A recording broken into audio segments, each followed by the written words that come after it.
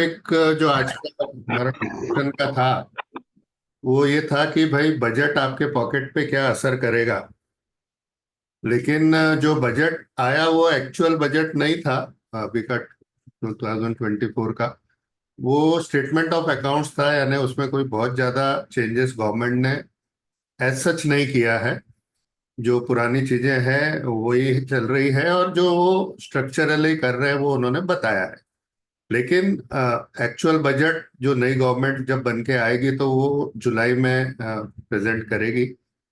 तो आज जो मैंने सोचा कि अपन डिस्कस करें इस चीज को। हम ये चीज को डिस्कस करें कि ये बनता कैसे है ये बजट। देखिए, एक तो ये रहता है कि जो आप प्रोविजन, आपका इंटरेस्ट रहता है कि कितना टैक्स बढ़ गया, कम हो गया, कहाँ पे सेविंग पे डिडक्शन मिलेगा, इतना ये एक छोटी बात हो गई। लेकिन एक जनरल आपको अगर ये डायरेक्शन मिले कि बजट बनता कैसे है और वो बजट बनाने के पीछे हमारे हिस्ट्री क्या है, तो वो अगर आप लोगों को समझ में आ जाए तो आगे में किस टाइप से प्रोविजंस आएगी, आगे किस टाइप से चेंजेस आएंगे, वो समझने में आपको बड़ी आसानी रहेगी। तो आज मैंने कोशिश वही कर रहा हूं कि आपको ये समझाऊं कि इंडियन इकोनॉमी को किस तरीके से देखा जाता है और उसके हिसाब से जो इन्वेस्टमेंट हमारे हो रहे हैं वो किस टाइप से चेंज हो रहे हैं। तो वो आज मैं आपके साथ शेयर करना चाहूंगा।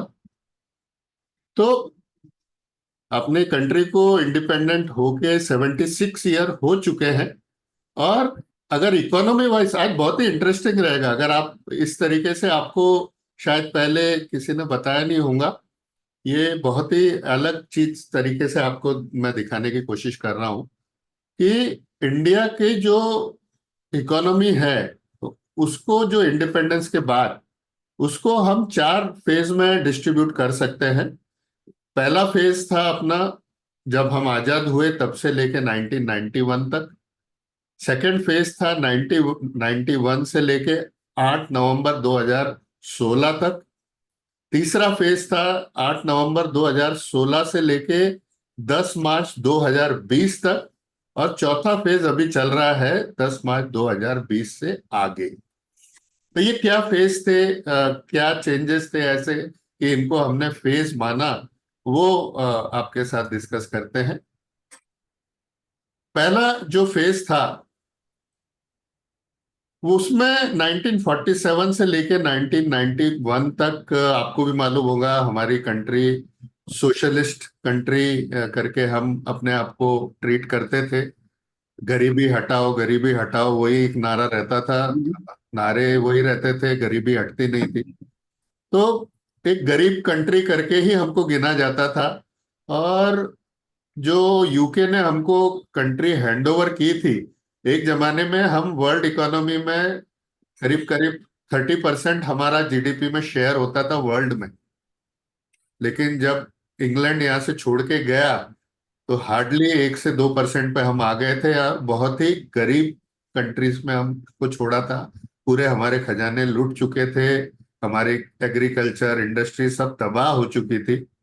तो जब ये फिर से रीबिल्ड करना शुरू हुआ तो नेचुरल है कि बेसिक सर्वाइवल पे ही हमारा जो हमारे फादर या फोर फादर, बाप दादाओं के जो पीढ़ी थी, आप भी जब छोटे होंगे कई लोग तो उनको मालूम होगा कि बेसिक नेसेसिटी ही पूरी करने में पूरा घर लगा रहता था।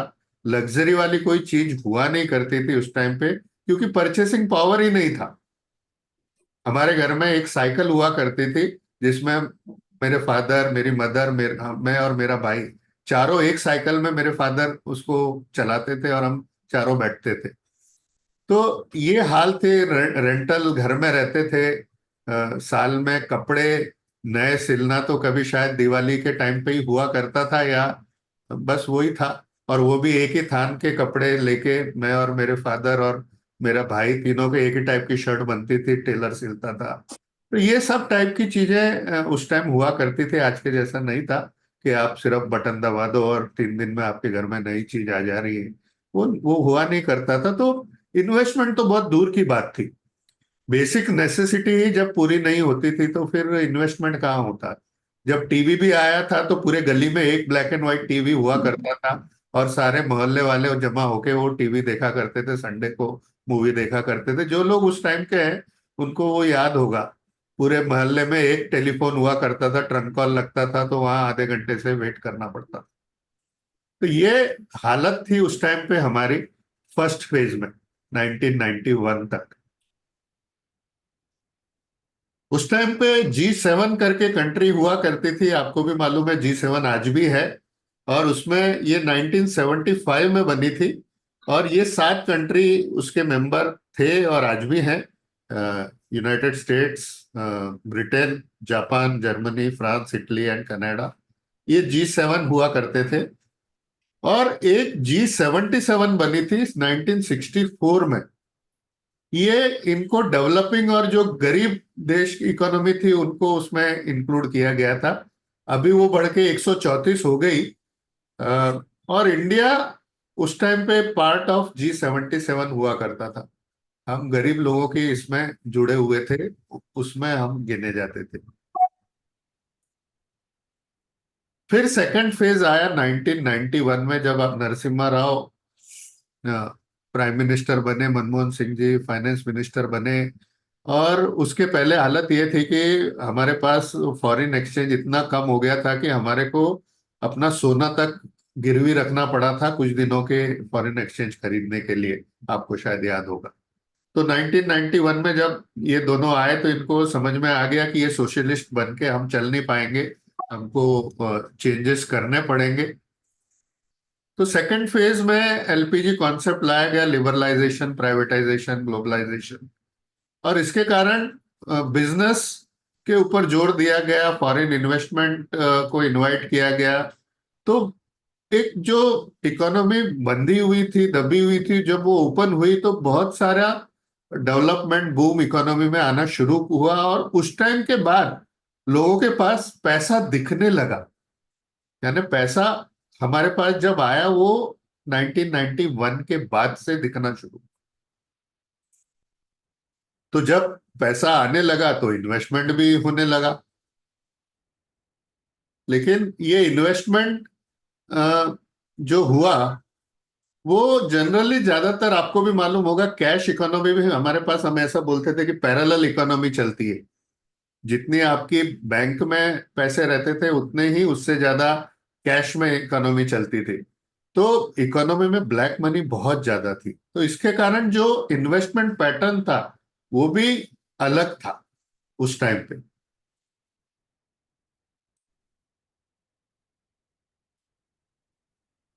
तो एक तो आपके G7 थे, तो फिर अब जब इंडिया ग्रो करने लगा और वो दिखने लगा कि ये इकोनॉमी ग्रो कर रही है, डेवलपिंग हो रही है, तो एक नया कॉन्सेप्ट 2006 में आया, E7, इमर्जिंग मार्केट। और उसमें China, India, Indonesia, Brazil, Russia, Mexico और टर्की, ये 7 कंट्रीज को उस टाइम हमने इमर्जिंग मार्केट करके हम उसमें आए। गरीब से हम E7 में आए। तो G7 और E7, तो ये G7 थे जैसे पहले बताया गया, और ये E7 आए। अब इसका सिग्निफिकेंस आप देखिए। 1995 में E7 टोटल मिला के G7 का आधा था। 2015 में हम E7 G7 के बराबर हो गए। और 2040 में ऐसा एस्टिमेट है कि ये G7 जितने भी डेवलप कंट्री है 7, उससे ये E7 कम से कम डबल रहेगा।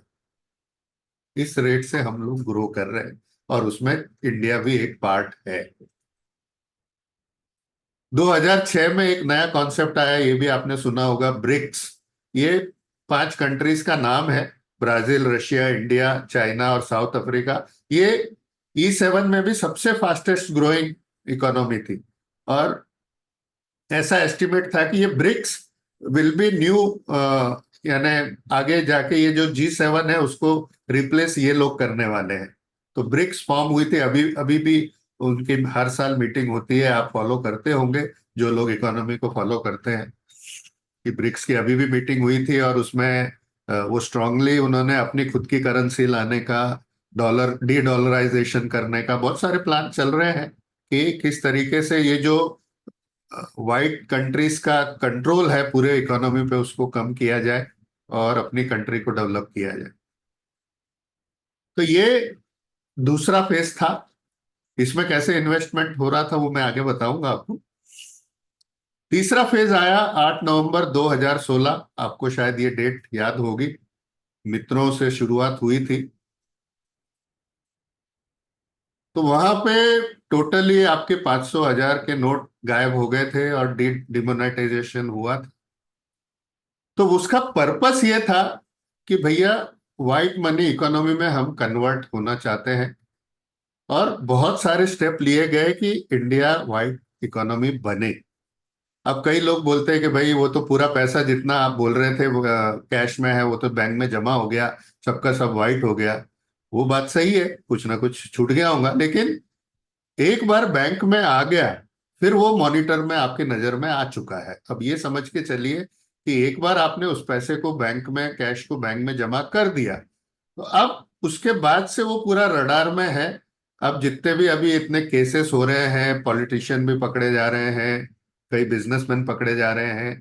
तो ये सब क्या है कि आप गवर्नमेंट अब क्लोजली ब्लैक मनी को, prevention of money laundering act इतना स्ट्रांग बन के आया है कि गवर्नमेंट अब पूरा ट्रैक कर रही है कि ब्लैक मनी कहाँ हो रहा है, उसका क्या इफेक्ट हो रहा है और उसको कैसे काउंटर किया जाए।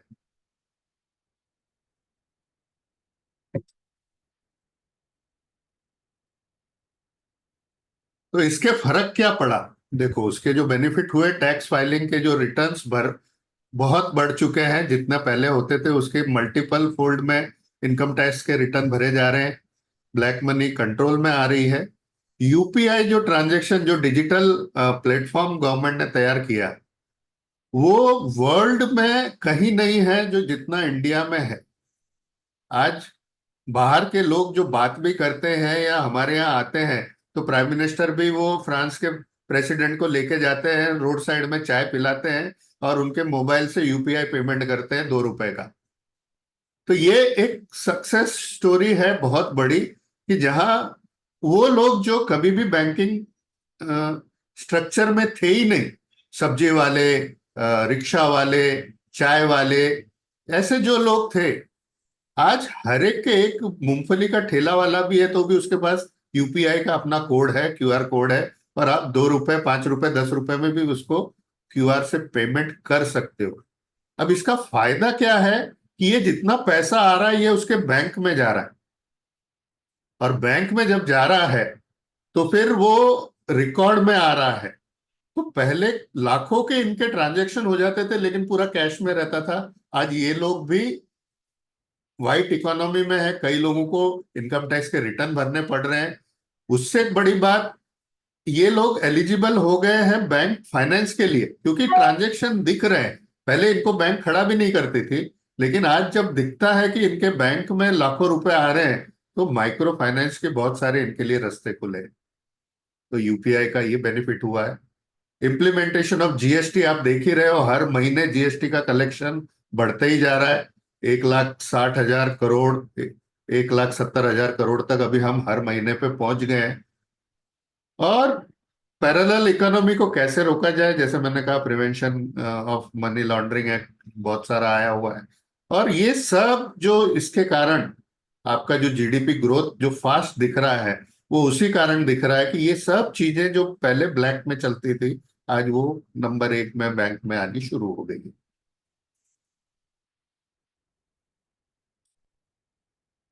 तो इन्वेस्टमेंट पैटर्न भी जब सब व्हाइट में आ जाएगा, तो पहले जो ब्लैक में इन्वेस्टमेंट होता था वो व्हाइट में अभी चेंज हो जाएगा। तो ये हमको समझना जरूरी है। आज देखो, हम लोग इन्वेस्टमेंट कंसल्टेंट है, वेल्थ मैनेजर है, तो हम आपको वही ये सब चीजों से समझा रहे हैं कि इन्वेस्टमेंट पैटर्न कैसे धीरे धीरे चेंज हो रहा है और आगे कैसे रहेगा, ताकि आप लोग भी जब सोचे, नहीं तो क्या होगा, हम पुराने तरीके से ही सोचेंगे कि यार हमारे बाप दादाओं के जमाने में ये चीज करते थे तो अच्छा होता था, इसलिए हम भी वही करेंगे। लेकिन आगे वो चलेगा नहीं चलेगा, ये सोचना आपके लिए जरूरी है। और फोर्थ फेज, जो आखिरी फेज हम बोलते हैं, वो कोविड के बाद आया। क्योंकि कोविड के बाद लोगों को लगा था कि इंडियन इकोनॉमी बहुत फेल हो जाएगी, लेकिन फेल नहीं हुई। कोविड के कारण चाइना का बहुत बड़ा नुकसान हुआ, उनकी क्रेडिबिलिटी पे फर्क पड़ा। और चाइना प्लस वन या चाइना का अल्टरनेट करके दुनिया ने इंडिया की तरफ देखना सीरियसली शुरू किया कि नहीं, हमको इसका बैकअप चाहिए। और इंडिया एज एक डेमोक्रेटिक कंट्री है, फ्री कंट्री है, तो यहाँ पे हम लोगों का प्रेजेंस होना चाहिए। तो उसके कारण फॉरेन डायरेक्ट इन्वेस्टमेंट बढ़ना चालू हुआ। अ, यहाँ पे बहुत सारे फैक्ट्रीज लगनी चालू हुई। आपको मालूम ही है, आईफोन का आज जो एक्सपोर्ट इंडिया से होता है $1 बिलियन का हो चुका है। और वो एक्सपेंशन यहाँ कर रहे हैं। गवर्नमेंट की कंटिन्यूस बहुत सारी स्कीम्स हैं इलेक्ट्रॉनिक्स के मामले में। ये चिप्स बनाने के, आलू की चिप्स नहीं, जो कंप्यूटर में चिप्स लगती है, उसके इंडस्ट्री के बारे में, टेक्सटाइल के बारे में, बहुत फार्मा के बारे में गवर्नमेंट कंटिन्यूसली कोशिश कर रही है कि वर्ल्ड के जो, पहले हम service capital of the world हुआ करते थे कि भाई दुनिया को सर्विस इंडिया देती है और प्रोडक्शन चाइना करता है। लेकिन हम अभी कोशिश कर रहे हैं कि सर्विस तो हम देंगे ही देंगे, लेकिन प्रोडक्शन भी हम अच्छा कर सकते हैं और वर्ल्ड क्वालिटी का कर सकते हैं। ऑटोमोबाइल्स मैन्युफैक्चरिंग इतना फास्ट बढ़ रहा है।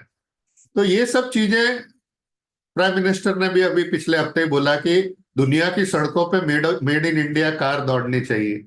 तो ये सब दिखाता है कि हमारी इकोनॉमी किस डायरेक्शन में जा रही है। और सबसे बड़ी जो इंडिया की विक्ट्री थी, वैक्सीनेशन जो हमने शॉर्टेस्ट पीरियड में और सबसे अच्छा बना के सबसे ज्यादा पॉपुलेशन को लगाया, ये वर्ल्ड ने कभी एक्सपेक्ट नहीं किया था। बड़े बड़े वर्ल्ड के जो एक्सपर्ट थे उनका एस्टिमेट था कि 30 से 40 करोड़ लोग इंडिया के मरने वाले हैं कोविड से। ये ऐसा क्लियरली, और उनको प्रमोट करने के लिए कि फॉरेन वैक्सीन इंडिया में इंपोर्ट की जाए उनके टर्म पे। और ये सब आपने वैक्सीन वॉर पिक्चर में देखा भी होगा। तो बहुत सारी ऐसी चीजें कोशिश की गई कि इंडिया वो वैक्सीन नहीं बना पाए और वो नहीं कर पाए, लेकिन इंडिया ने वो बनाया और अपनी पॉपुलेशन को तो लगाया ही लगाया शॉर्टेज पीरियड में। वर्ल्ड के 100 के ऊपर देशों को फ्री ऑफ कॉस्ट भी बांटा कि देखो हम तुम्हारे साथ में हैं। तो इससे जो एक एक इज्जत या एक जो इंडिया के प्रति भाव जो आज वर्ल्ड में बना, कि आज ग्लोबल साउथ का लीडर इंडिया को गिना जाता है। और ग्लोबल साउथ यानी अफ्रीका, लेटिन अमेरिका, जो डेवलपिंग कंट्रीज हैं, वो आज इंडिया की तरफ देखते हैं कि वो तुम हमको लीडरशिप प्रोवाइड करो। आज आप देखिए बहुत यूनिक पोजीशन पे इंडिया है। आज इंडिया अमेरिका के साथ भी दोस्त है, रशिया से भी ऑयल खरीदता है, ईरान के साथ भी दोस्ती है, सऊदी अरब के साथ भी दोस्त है। तो ये बहुत ही यानी वंडरफुल चीज है कि आप कोई भी कैंप में नहीं हो, आप अपना हित देख रहे हो और अपनी कंट्री को डेवलप करने के पीछे लगे हुए। तो अभी जो एक्सपेक्टेड है कि इंडिया अभी यहाँ से और फास्ट, जैसे लॉ ऑफ कंपाउंडिंग रहता है कि शुरुआत में बहुत टाइम लगता है, लेकिन जब एक बार ग्रो होना शुरू करता है आपका पोर्टफोलियो, बहुत फास्ट ग्रो होता है। तो वैसा ही आज इंडिया 5th नंबर पे है वर्ल्ड में जीडीपी पे, और अराउंड 3.7 ट्रिलियन है। और ये साल के एंड तक या अगले साल के शुरू तक हम चौथे नंबर पे आने के एक्सपेक्टेड है। जर्मनी को बीट करने वाले हैं। और 2027-28 के आसपास जापान को बीट करने वाले हैं। और 45 to 50 तक हम वर्ल्ड के सेकेंड लार्जेस्ट इकोनॉमी बनने वाले हैं। ये ग्रोथ रेट से हम चल रहे हैं। प्राइम मिनिस्टर ने $5 ट्रिलियन का एक बीच में दिया था कि अगले जो टेन्योर तक हम 5 ट्रिलियन तक पहुंच जाएंगे। तो वो दिशा में बढ़ते हुए हम दिख रहे हैं। तो अब देखिए, ये 4 फेज आपको हमने बताया कि किस तरीके से इंडियन इकोनॉमी ट्रांजिट हो रही है, ग्रो कर रही है या बदल रही है। ये आपको समझना बहुत जरूरी है। आप जिस तरीके से बचपन में चलते थे या एक्ट करते थे, उस तरीके से आप टीनेज में नहीं करते, उस तरीके से आप आपकी जवानी में नहीं करते। तो अब Indian economy is coming to age, अब मैच्योर यंग हो रही है। तो उसकी जो स्पीड रहेगी, उसमें जो काम करने का तरीका रहेगा, वो बचपन वाला नहीं रहेगा। ये हमको समझना बहुत जरूरी है। तो इंडिया इन्वेस्ट कहाँ करता है? तो हम भारतीय लोग जनरली दो टाइप के एसेट में इन्वेस्ट करते हैं। एक है फिजिकल एसेट और एक है फाइनेंशियल एसेट। ठीक है। फिजिकल एसेट क्या है? फिजिकल एसेट वो एसेट है जिनको आप टच कर सकते हो, पकड़ सकते हो, होल्ड कर सकते हो, फील कर सकते हो, देख सकते हो। तो जनरली तीन मेजर टाइप के फिजिकल एसेट में हम इन्वेस्ट करते हैं। वो है गोल्ड, रियल एस्टेट और गाड़ियां। जो हमारे घर में कार वगैरह रहती है वो गाड़ियां। तो ये मेजर तीन ज्वेलरी गोल्ड में आ गई। तो ये तीन तरीके की चीजें रहती है जिसमें हम फिजिकल एसेट, जिसमें हम इन्वेस्ट करते हैं। दूसरा है फाइनेंशियल एसेट। इसको आप छू नहीं सकते। तो इसमें भी तीन टाइप के रहते हैं। एक रहता है जो आरबीआई के रेट के साथ जुड़ा हुआ रहता है, कि आरबीआई ने रेट बढ़ाया तो इसका बढ़ता है, कम किया तो कम होता है। तो ये रहते हैं बैंक के डिपॉजिट, पीपीएफ, पोस्टल डिपॉजिट या बॉन्ड्स वगैरह। तो जिस तरीके से आरबीआई के रेट कम ज्यादा होते हैं तो इनके रेट भी कम ज्यादा होते हैं। दूसरा टाइप का इन्वेस्टमेंट फाइनेंशियल रहता है जो स्टॉक मार्केट से कनेक्टेड रहता है, और स्टॉक मार्केट के ग्रोथ के साथ वो ग्रो होता है, वो नीचे हुआ तो वो नीचे होता है। तो इसमें या तो डायरेक्ट इक्विटी इन्वेस्टमेंट होता है या म्यूचुअल फंड होता है। अब उसके तरीके बहुत रहते हैं। फ्यूचर ऑप्शन हो सकता है, आप डिलीवरी ले सकते हो, जो भी चीजें हैं। दुनिया भर के म्यूचुअल फंड की स्कीम रहती है, वो सब अलग चीज है, लेकिन ब्रॉड कैटेगरी ये दो है। और तीसरा टाइप है लाइफ इंश्योरेंस कॉर्पोरेशन, एलआईसी। इसमें न तो फर्स्ट टाइप से ये आरबीआई के रेपो रेट से कनेक्टेड रहते हैं, न आपके मार्केट से डायरेक्टली कनेक्टेड रहते हैं। इसमें कंसिस्टेंट रिटर्न गारंटी की जाती है कि भाई अगले 30-40 साल तक आपको ये रिटर्न मिलेगा। तो ये तीन टाइप के ब्रॉडली फाइनेंशियल एसेट आपके होते हैं। तो अब ये समझिए कि हमारे चार फेज में हम क्या इन्वेस्ट करते थे। पहले फेज में तो हमारे पास पैसे ही नहीं थे। तो जो धनवान लोग या जिनके हाथ में पैसे होते थे वो बहुत ही कम होते थे। यानी बहुत पूरे, यानी लाखों करोड़ों में एक आधा होता था टाटा बिरला जिनके पास, या हमारे पूरे गांव में दो चार पांच लोग धन्ना सेठ हुआ करते थे जिनके पास इन्वेस्टमेंट या कुछ पैसे हुआ करते थे। तो कॉमन पब्लिक के लिए तो इन्वेस्टमेंट कुछ होता ही नहीं था। हाँ, जो गवर्नमेंट सर्वेंट है उनका जो पैसा कट के पेंशन फंड में जा रहा है, बस वो एक कंपलसरी सेविंग होता था, वो होता था। उसके अलावा कुछ सेविंग ज्यादा नहीं होता था। या घर की लेडी ने कभी कोई गोल्ड थोड़ा बहुत लेके रख दिया, तो बस वो एक सेविंग होता। सेकेंड फेज में जनरली जो इन्वेस्टमेंट हुआ वो फिजिकल एसेट, जो फिजिकल एसेट हमने तीन बात की थी, गोल्ड, प्रॉपर्टी एंड व्हीकल। तो उसमें से गोल्ड और प्रॉपर्टी में बहुत इन्वेस्टमेंट हुआ सेकंड फेज में, 1991 से लेके 2016 तक। क्यों? क्योंकि फिजिकल एसेट की एक तो इमोशनल वैल्यू है। मेरी जगह, मेरा घर, मेरा गोल्ड, एक उसकी एक इमोशनल वैल्यू है हमारे हमारे इसमें, कि भाई तुम्हारे पास कितनी प्रॉपर्टी है, कितने घर है। दूसरा, उस टाइम पे प्रॉपर्टी के रेट बहुत ही कम और अफोर्डेबल थे। मुझे अभी भी याद है जब मैं सीए की पढ़ाई कर रहा था, तो प्राइड होटल के आजू बाजू में 100 रुपए महीने की किस्त पे प्लॉट मिलते थे। हम वो भी नहीं लिए क्योंकि उतना विजन ही नहीं था उस टाइम पे। 100 रुपए महीने की मंथली किस्त पे प्राइड होटल एयरपोर्ट के सामने आप प्लॉट्स मिल रहे थे। तो और आप अगर जिन लोगों ने वेल्थ बनाई है उस पीरियड में, वो एकड़ से जमीन लेते थे, 5-5 हजार, 10-10 हजार रुपए एकड़ से। तो बहुत ही कम और अफोर्डेबल थे उस टाइम पे प्राइस। ब्लैक मनी जम के थी, तो कैश में बहुत सारी चीजें हो जाती थी। तो कैश में लेने के लिए और उसका पकड़ने के लिए कोई साधन नहीं था। तो लोगों को ब्लैक के पैसे कहाँ डालना, तो भैया प्रॉपर्टी में डाल दो, लैंड में डाल दो, और कई बार तो अपने नाम से नहीं, किसी और के नाम से ही बेनामी भी बहुत सारी चीजें बना दी जाती थी। तो इसलिए सेकंड फेज में ज्यादातर जो पैसा इन्वेस्ट हुआ वो रियल एस्टेट में इन्वेस्ट हुआ, गोल्ड में इन्वेस्ट हुआ। तीसरे फेज में आते आते, यानी डिमोनेटाइजेशन के बाद से, अभी कंप्लीट शिफ्ट हम खुद देख रहे हैं फिजिकल एसेट से फाइनेंशियल एसेट। उसके कारण है, लोग फिजिकल रियल एस्टेट ये सब लेने के बजाय वो ले रहे हैं, लेकिन वो ले रहे हैं अपने यूज के लिए। अब लेके पीढ़ियों के लिए रखने वाला कार्यक्रम खत्म हो गया है, क्योंकि नेक्स्ट जनरेशन को आपके फिजिकल एसेट में कोई इंटरेस्ट नहीं। आपका बच्चा पढ़ लिख के वो नागपुर में ही रहेगा, आपके गांव में ही रहेगा, या मेट्रो में चला जाएगा, या अब्रॉड चला जाएगा, आपको भी नहीं मालूम। और एक बार वो बाहर चला गया, उसको आपकी प्रॉपर्टी में कोई इंटरेस्ट नहीं। तो in old age with olden property आपको उसकी रखवाली करते हुए बैठना पड़ रहा है। ये आज की पोजीशन है। तो उसके और भी कुछ रीजन है, क्योंकि इमोशनल वैल्यू खत्म हो गई।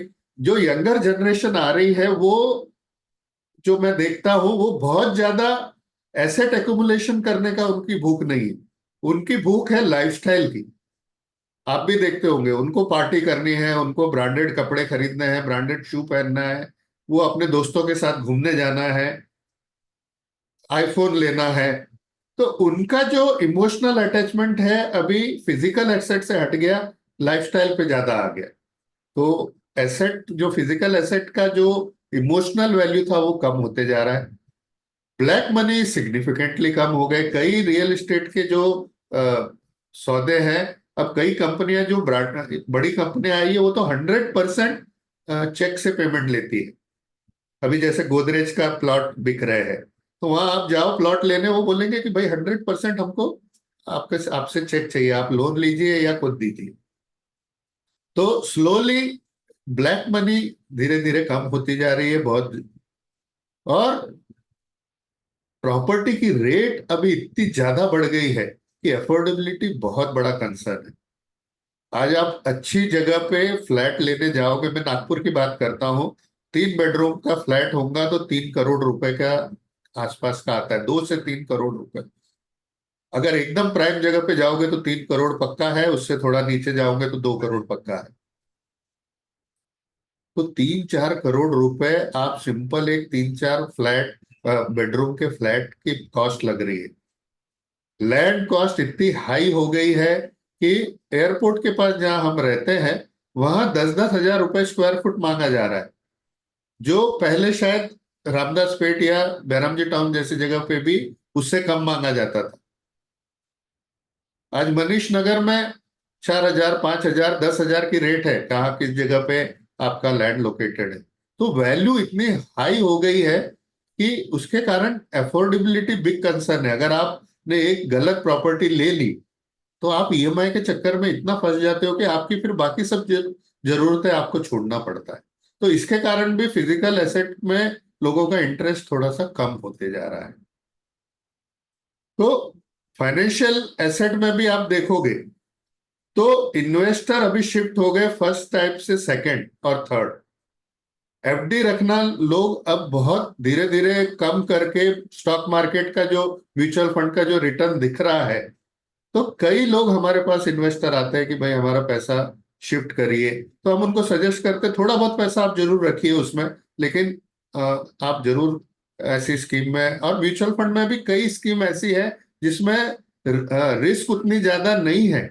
वो बैलेंस फंड है, बैलेंस एडवांटेज फंड है, जहाँ पे डेट और इक्विटी का मिक्स रहता है। तो आप अपनी रिस्क को कम करते हुए रिटर्न को बढ़ा सकते हैं। तो इस टाइप के सेकंड और थर्ड, जहां पे आपको कंसिस्टेंटली, अगर मान लो 8%, 10% लाइफ टाइम रिटर्न का अगर आपको स्कीम मिल रही है, एन्युटी स्कीम एलआईसी से, तो लोग वो लेना भी पसंद कर रहे हैं। तो ये दोनों है। तो सेकंड टाइप में आपको 12 से 15% लॉन्ग टर्म में अच्छा रिटर्न मिलता है, लेकिन सब्जेक्ट टू मार्केट रिस्क। वो मार्केट रिस्क आपको खेलना आना चाहिए, अच्छे एडवाइजर आपके पास होने चाहिए जो आपकी रिस्क को मैनेज कर सके, और जब मार्केट ऊपर नीचे हो तो आपका हैंड होल्ड कर सके, आपको सही गाइड कर सके, आपका सही एसेट एलोकेट कर सके। तो वो एक सेकेंड टाइप ऑफ इन्वेस्टमेंट आपको देता है। और थर्ड टाइप का जो एन्युटी या पेंशन या लाइफ इंश्योरेंस टाइप का जो प्रोडक्ट है, वो लॉन्गर टर्म में आपको श्योर इवेंट जो आने वाली है, कि भाई मेरा रिटायरमेंट आने वाला है या बच्चे का एजुकेशन आने वाला है, उसमें कुछ जो पोर्शन आपको उसका कॉम्बिनेशन देना है, तो वो आपको एक कंसिस्टेंसी देता है। तो ये सेकंड और थर्ड पार्ट जो मिक्स करके आप इन्वेस्ट कर रहे हो, वो ज्यादातर आजकल शिफ्ट होते जा रहा है। अब फोर्थ फेज में क्या होगा? तो फोर्थ फेज में अब यही हो रहा है कि सेकंड एंड थर्ड टाइप के इन्वेस्टमेंट बढ़ेंगे। वही चीज पोस्ट कोविड पीरियड में हो रहा है, और कोविड के बाद अ, लोगों को बहुत अवेयरनेस ये चीज की आ गई है कि भाई जान कभी भी जा सकती है। ये भी समझ में आ गया, क्योंकि थर्टीज में फोर्टीज में भी लोगों की सडनली डेथ हो गई। तो एक अपने लिए वो समझ में आ गया कि हम जिस चीज के पीछे भाग रहे थे, बिजनेस के पीछे या काम के पीछे, और फैमिली को नहीं देख पा रहे थे या अपनी हेल्थ नहीं देख पा रहे थे, ये गलती लोगों को समझ में आ रही है। तो उसके हिसाब से ही वो अब इन्वेस्टमेंट भी उनका चेंज हो गया है। तो वो खुद की लाइफ का कवर कराना, अपना पेंशन बनाना, अपना इन्वेस्टमेंट लिक्विड फॉर्म में ऐसा रखना ताकि वो ग्रो भी अच्छा करे, लेकिन जब लगे तब घर वालों को बिना तकलीफ के मिले। ये सब चीजें अब लोगों की अवेयरनेस बढ़ती जा रही है। तो ये सब चेंजेस हैं जो आपको समझने की जरूरत है। जो ये चार फेज में जो हमारी इकोनॉमी डेवलप हुई है, और उसके कारण जो पैटर्न ऑफ इन्वेस्टमेंट चेंज हुआ है, वो इसके कारण हुआ। तो ये चीज बजट में क्या चेंज हुआ और क्यों हो रहा है, ये आपको जब समझ में आएगा कि ब्रॉड वे में कैसी इकोनॉमी जा रही है और उसके हिसाब से इन्वेस्टमेंट कैसे आ रहे हैं। अब जो टैक्स की भी बात है, तो आप देखिए कि टैक्सेशन कम नहीं होने वाला है पूरे वर्ल्ड का। नेक्स्ट कभी मौका मिलेगा तो मैं आपको दिखाऊंगा कि वर्ल्ड के सब इकोनॉमी में टैक्सेशन बहुत जम के 30%, 40%, ये जनरल रेट है जहाँ पे इनकम टैक्स लगता है।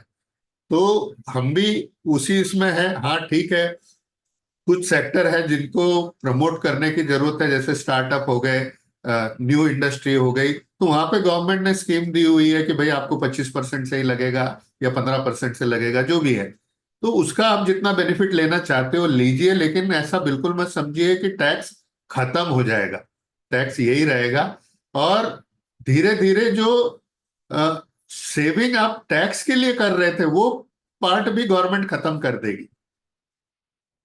यानी गवर्नमेंट अभी भी आपने स्पीच में सुना होगा कि न्यू टैक्स रिजिम में आप शिफ्ट होइए ओल्ड से। ओल्ड में आपको एटीसी का बेनिफिट, 1.5 लाख का बेनिफिट, ये वो सब मिलता था। गवर्नमेंट बोल रही है कि ये सब जार्गन हटा दो, मैं आपको सिंप्लीफाई कर देता हूँ, आप उस हिसाब से आइए। तो जितने भी नए चेंजेस आएंगे, नए बेनिफिट आएंगे, वो न्यू टैक्स रेजिम के लिए आएंगे। तो इन्वेस्टमेंट जब आप आगे करोगे तो वो टैक्स बेनिफिट के लिए कम करना, उसके एक्चुअल बेनिफिट क्या है उसके लिए करना। सिर्फ टैक्स का फायदा मिल रहा है, वो एक एडिशनल बेनिफिट है। कई लोग बोलते हैं यार मेरी तो लिमिट खत्म हो गई। अरे तुम्हारी कहाँ लिमिट खत्म हो गई? 1.5 लाख तो पूरे सिर्फ एक एडिशनल बेनिफिट है। मुकेश अंबानी के लिए भी वही 1.5 लाख की लिमिट है। कल वो बोलेगा यार मेरी तो लिमिट खत्म हो गई, मैं 1.5 लाख ही इन्वेस्ट करूंगा। ऐसा तो नहीं होता है ना। तो वो लिमिट जो है वो सब अभी सेकेंडरी हो जाएगी। आपको जो अपनी प्लानिंग करनी है वो आपकी नीड के हिसाब से, आपके रिस्क एपेटाइट के हिसाब से, आपके फ्यूचर गोल के हिसाब से करनी है। तो ये चीज समझना हमको बहुत जरूरी है। जब बजट आ जाएगा या नेक्स्ट सेशन में मैं आपको ये बताऊंगा, नेक्स्ट मंथ का जब भी आएगा, कि आगे और किस टाइप के टैक्सेशन आ सकते हैं। अभी बहुत सारे टैक्सेशन आने के हैं, और किस टाइप के जो बेनिफिट मिल रहे हैं वो निकल जाएंगे। ये बहुत बड़ा कंसर्न है, ये शायद हम सोच नहीं रहे हैं। आप देखिए धीरे धीरे टैक्स बेनिफिट खत्म करती जा रही है। पहले ईपीएफ में अनलिमिटेड अमाउंट तक जो एम्प्लॉय थे वो ईपीएफ में इन्वेस्ट कर सकते थे, उनको बेनिफिट मिलता था। वो 2.5 लाख पे लाके गवर्नमेंट ने रोक दिया कि इसके ऊपर का जो भी इनकम होगी आपको टैक्स लगेगा। पीपीएफ तो पहले ही 1.5 लाख की लिमिट में थे ही, उसमें से भी माइनर और एचयूएफ को हटा दिया गया। अब उनके अकाउंट नहीं खुलते हैं। यूनिट लिंक जो इंश्योरेंस प्लान हुआ करता था, उस पर 2.5 लाख की लिमिट ला ली कि इससे ज्यादा का प्रीमियम रहेगा तो टैक्स लगेगा। इंश्योरेंस प्रोडक्ट ऐसा हुआ करता था कि अनलिमिटेड आप करोड़ों भी इन्वेस्ट करो, आपकी मैच्योरिटी टैक्स फ्री आती थी, सब्जेक्ट टू एक आधा 10% से ज्यादा आपका प्रीमियम नहीं होना चाहिए। लेकिन अभी के बजट में वो भी आ गया कि एक इन्वेस्टर या एक पैन कार्ड पे 5 लाख रुपए से ज्यादा का इन्वेस्टमेंट करोगे तो वो टैक्सेबल होगा। तो हर बजट में कोई ना कोई ऐसा बेनिफिट हटते जा रहा है। पहले इक्विटी में पूरा टैक्स फ्री था लॉन्ग टर्म कैपिटल गेन। धीरे से गवर्नमेंट ने लॉन्ग टर्म कैपिटल गेन लाया 10% का इंडेक्सेशन के साथ। अब धीरे धीरे आगे हो सकता है कि वो पूरा निकल जाए, ये हमको समझना बहुत जरूरी है। तो ये सब चीजें ये आगे मैं डिस्कस करूंगा। इनहेरिटेंस टैक्स आने वाला है कि भाई जब आप अपना पैसा अपने बच्चों को भी आपके जाने के बाद बीवी बच्चों को ट्रांसफर होगा तो वो पैसे पे टैक्स लगेगा जो आज नहीं लगता है। तो उसकी प्लानिंग आज से करनी पड़ेगी। ये सब चीजें हैं, जब अगर आप इस लेवल पे सोच के अपनी प्लानिंग और इन्वेस्टमेंट करोगे तो आपका जो पोर्टफोलियो बनेगा या जो भी चीज आप करोगे वो लॉन्ग टर्म और अच्छी रहेगी। नहीं तो हम ऐसा उसका रायता फैला देंगे कि फिर बाद में वो घर वाले समेटते समेटते ही परेशान हो जाएंगे। तो ये चीज मैं आपके साथ शेयर करना चाहता था। अगर आप लोगों को कुछ क्वेश्चंस हैं या कुछ सवाल है तो बिल्कुल आप बात कर सकते हैं। मैं उसका आंसर देने की कोशिश करूंगा।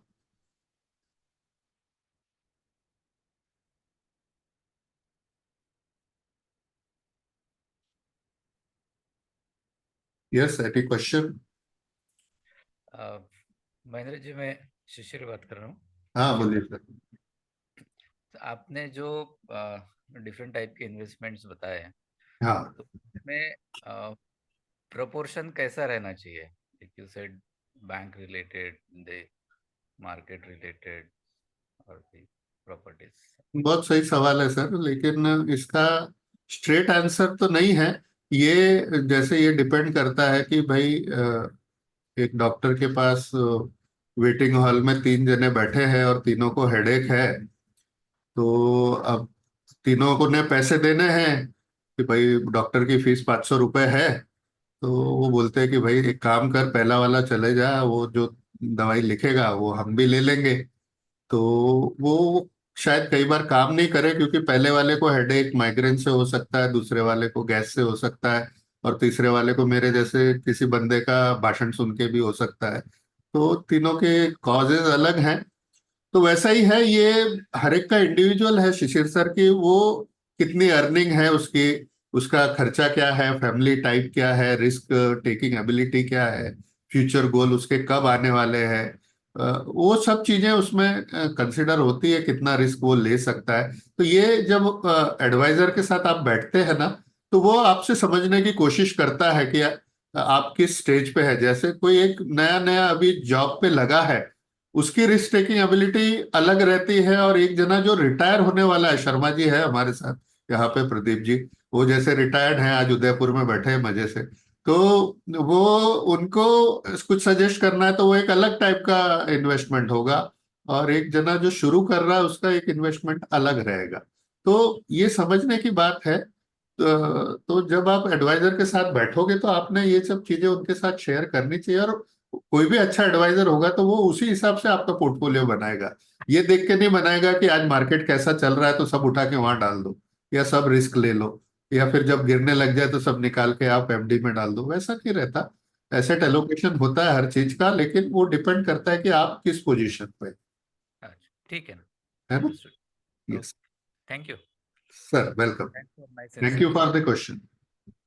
क्योंकि सवाल कोई एक पूछता है वो 4 जनों के दिमाग में रहता है, लेकिन कई लोग पूछते नहीं है। तो कम से कम जो पूछ लेता है उसके कारण 4 लोगों का और फायदा हो जाता है उसमें। और किन्हीं को कुछ इस पे कुछ पूछना है तो पूछ सकते हैं। हमारे साथ वनकर साहब भी है जो एक्स बैंकर हैं, हमारे साथ जुड़े हुए हैं। वनकर साहब नमस्कार।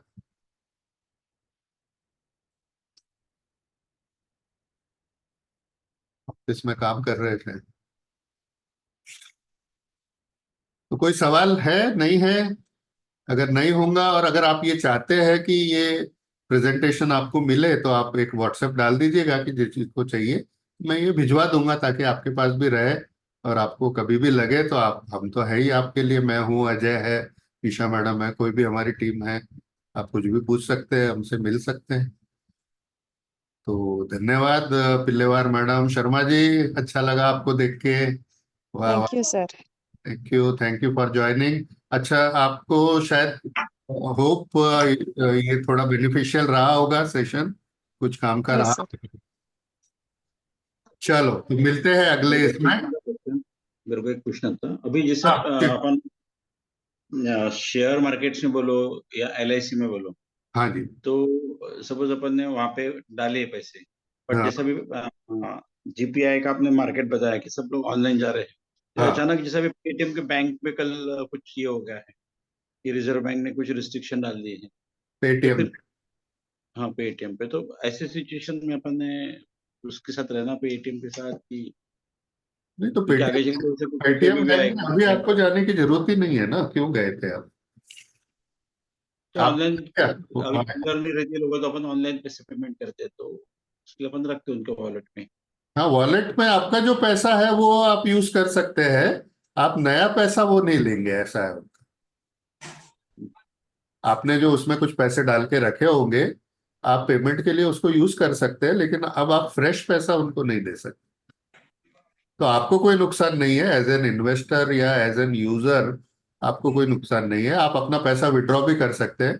जैसे मेरे कुछ पैसे पड़े थे तो मैंने उसमें इंस्ट्रक्शन डाल दिया कि मेरे बैंक में वापस डाल दो वो पैसे, तो वो आप कर सकते हैं। बनकर साहब नमस्कार। No, namaste, namaste, boss. Yes, I am listening very carefully. हाँ, अच्छा लगा आपको देख के। ये नहीं, बिल्कुल बिल्कुल बिल्कुल। I got all the details. Yes Yes. Thank you for joining all of you. एकदम एकदम बढ़िया रहा। सर और सर। अभी जैसे कि वर्चुअल होने की वजह से काम करते करते बिल्कुल सुन सकते हैं बिल्कुल पूरा। हाँ, वो बहुत बढ़िया फायदा है ना। हाँ, तो हमारी भी यही कोशिश है कि महीने में एक बार मैं और एक बार अजय कोई ना कोई टॉपिक लेके जो रिलेवेंट है आपसे बात करें, ताकि एक अवेयरनेस आप लोगों की बढ़ेगी, तो एक आप भी जो अपने इन्वेस्टमेंट के बारे में सोचते हैं वो अच्छी तरीके से आप खुद सोच सकेंगे, बिल्कुल जरूर जरूर है जरूर ना, और किसी को आपको खुद गाइड कर सकते हैं आप सबको। बिल्कुल बिल्कुल बिल्कुल। चलिए सर, एलआईसी से रिलेटेड पेंशन प्लान एक आध बार एक स्पेशल एपिसोड ले लेना। बिल्कुल ले लेंगे सर, बिल्कुल। एक ले लीजिए कि बिल्कुल हमारे यहाँ पे थोड़ा सा हमारे स्टाफ को भी कुछ बोल पाऊंगा उसके लिए। हाँ। बिल्कुल सर, बिल्कुल। अलग अलग टॉपिक आते ही रहेंगे 12 महीने के बाद। Yes yes. चलिए चलिए, thank you. Okay sir, okay bye. Okay, bye.